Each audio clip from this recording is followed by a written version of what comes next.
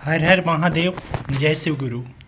देखी जा रउरा सभी के हम शिव पुराण के कथन बतावे जातनी कि शिव पुराण में लिखल बा कि अगर कथा रउरा सभी कहीं भी जाई तब पूरा सुन के आई, नहीं तो रउरा नरक के सामना करे के पड़ सकता। काहे कि जे केहू भी अगर कथा बीच में छोड़ी ओकरा कथा में गला के कोनो फल ना मिली, ऊपर से कि ओकरा पाप ही लागी। ई बात के सत्य मानी जा। और यही से रउरा सभे से अनुरोध बा कि कथा अगर सुनतनी जा तो शुरू से अंत तक सुनी जा। कथा कोनो ज़्यादा बढ़हन नहीं के, बाकी कथा के रहस्य बड़ा बढ़हन बा। यही चलते कथा अवश्य सुनी जा। बेशक चैनल के सब्सक्राइब करी जा चाहे ना करी जा, उ रउरा सभे के ऊपर बा। कहे कि अगर कथा बढ़िया लगी तो चैनल के सब्सक्राइब तो जरूर बनता। कहे कि भगवान शिव रउरा सभे पर महिमा बनौले रखी है। आई जा कथा हम सुनावे जातनी कि एक बार नारद भगवान धरती पर विचरण करे आई रहन और घूमत घामत उ जंगल के रास्ता से चल देने। पहले उ गईले एगो बाजार से। जब बाजार में गईले तो एगो ओइजा मोची बैठा रहे, बेचारा अपन कार्य करत रहे जूता सिलाई के। और उ तब तक नारद जी ओकरा लगे पहुँचले। नारद जी के देख के उठ के दंडवत प्रणाम कैलस। कलश के ही प्रभु जी रउरा से एगो हमार बात बा। काहे कि रउरा प्रभु श्री हरि के बिल्कुल नज़दीक रही ना, और त्रिदेव तो रउरा रोजे मिली ना। तो एगो बात करें कि हमार जाके भगवान से यही अर्ज पूछ लेम कि हमरा के दर्शन भगवान कहिया दी हैं। और फिर नारद जी सुन लें, कहलें कि ठीक बा, हम अभी जात नहीं और आगे जाके हम जरूर ई बात के रखम भगवान श्री हरि से। और यही बात वो आगे चल गए। जब आगे गए घोर जंगल पड़ल। जंगल में एगो पीपल के पेड़ के नीचे एगो महात्मा बैठा रहन, तपस्या करत रहन। जब वो देखले प्रभु श्री हरि के महान नारद जी के, तब वो बेचारा भगवान शिव के आवाहन करत रहन। और वो नारद जी के देख के दंडवत प्रणाम कैले। कहले कि हे ब्रह्म ऋषि जी रउरा कहाँ जातनी? तो कहले कि हम तब भ्रमण करे निकलल बनी, बाकी राउर कोनो प्रश्न होखे तो रउरा बता सकतनी। रउरा कोनो दुविधा में पड़ल होखी तो वो बताई।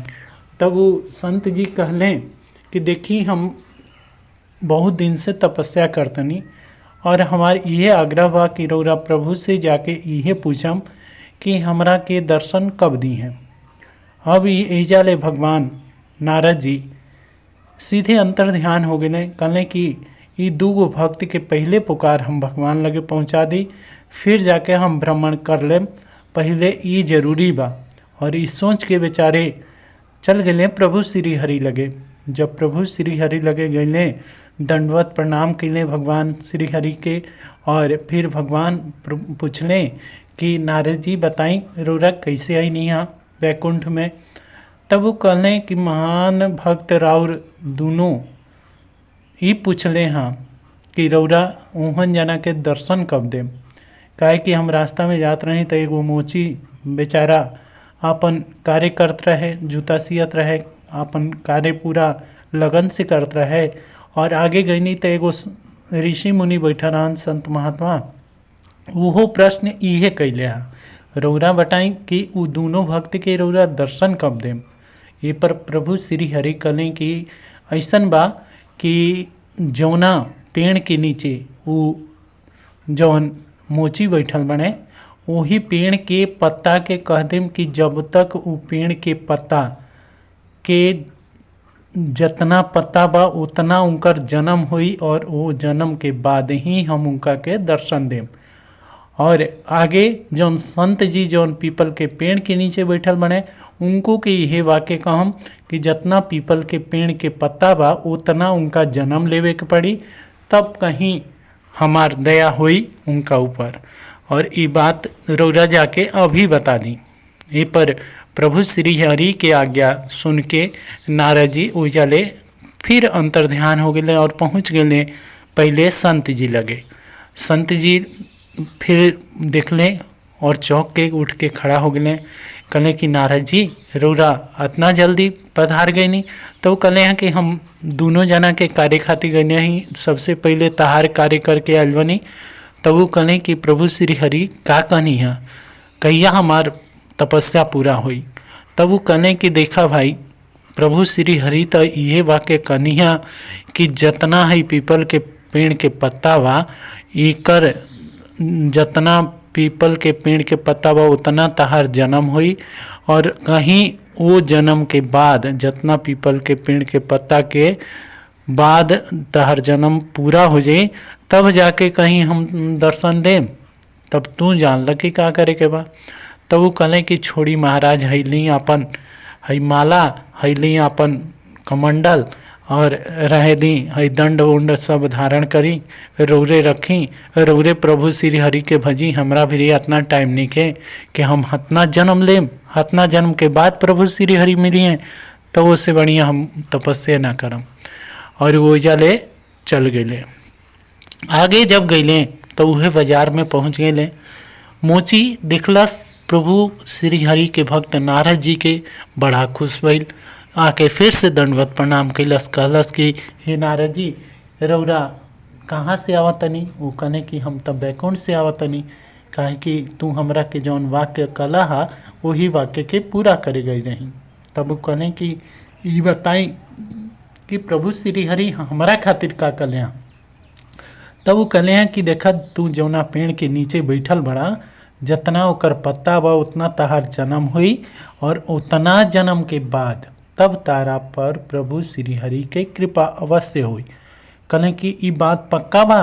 तब वो कहले कि हाँ बिल्कुल पक्का बा, प्रभु श्री हरि कभी झूठ ना बोले ले।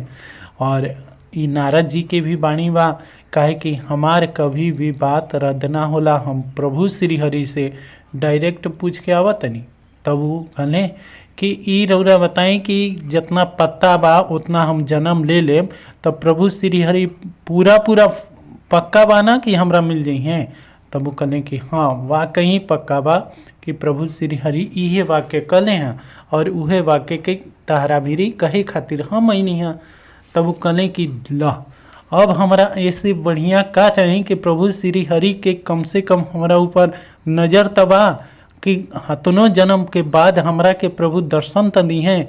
वो पेड़ पर चढ़े लागल, पेड़ पर ले उतरे लागल, पेड़ पर चढ़े लागल, पेड़ पर उतरे लागल, और ए तरह वो बहुत नाचे झूमे गावे लागल, कभी नाचे लागल, कभी गावे लागल, कभी घूमे लागल, प्रभु श्री हरि के नाम जपे लागल, बहुत खुश भइल बहुत ज़्यादा।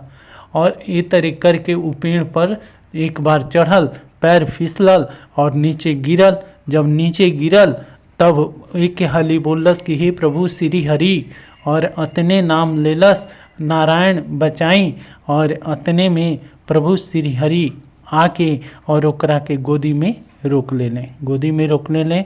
और ये तरह नारद जी के देखते देखते भगवान प्रकट हो गए। अब नारद जी आओ देख लेना ताव, और प्रभु श्री हरि से कहा तने कि हे प्रभु रौरा कहिया से झूठ बोले लगनी, राउर भक्त लोग के तो हम बताई ना कि प्रभु श्री हरि कभी झूठे ना बोले लें। तब वो कहले कि हे नारद हम कहाँ झूठ बोल दी। तब कहा तने कि रौरा तो कहनी है कि जितना है पेड़ के पत्ता बा उतना एकर जन्म हुई, तब जाके रौरा एकरा के दर्शन देम। तो रौरा तो अभी आ गई नहीं, तब ई भक्त के रौरा के का कही। तब वो कहले कि हे नारद तू हमार वाक्य के पूरा ना समझ ल। कहले कि का, कहले कि ई जौन पीछे संत जी रहन वो संत जी का कैलें। तो वो कहले कि महाराज उनका के कहनी है तो वो तो कमंडल उमंडल माला उला सब फेंक फाँक के और चल देने यहाँ कहा तने कि हमरा भी इतना टाइम नहीं खे, हम ना इतना प्रभु श्री हरि के भजन करम और कीर्तन करम, हमरा कोनो फल नहीं के लेवे के। और ई एकरा के कहनी है तो का कहले हैं। तो वो कहले नारद जी कि हे महाराज हम बतौनी हाँ कि जितना पत्ता बा उतना तहार जन्म हुई और ओकरा बाद प्रभु श्री हरि मिली है। तब वो कहने प्रभु श्री हरि कि बताओ कि ओकरा बाद ही का कैले हैं।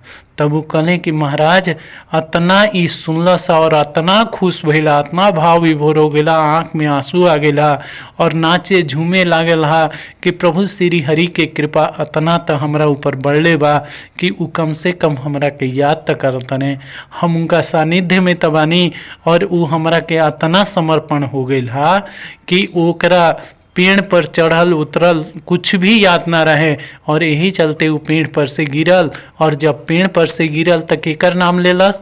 तब नारद जी कहले कि राउ रे, तो जब हमरा के केहू पुकारी अतना विनम्र भाव से, अतना करुण भाव से, तो हम तो आंसू के एक एक पानी के मोल के बिक जाई ना। काहे कि हमरा के भक्त के पुकार के करुणा निधान कहल जाला और हम अपन करुणा निधान के नाम के कैसे उल्टा होके देती। ये चलते हम आके ये भक्त के बचौनी हैं और ये भक्त के हमरा एकर प्रेम और भाव के देख के हमरा तुरंत अभी आवे के पड़ला और हम अपन भक्त के पुकार पर कभी भी आ सकत नहीं। जय जय शिव शंकर, जय भोलेनाथ।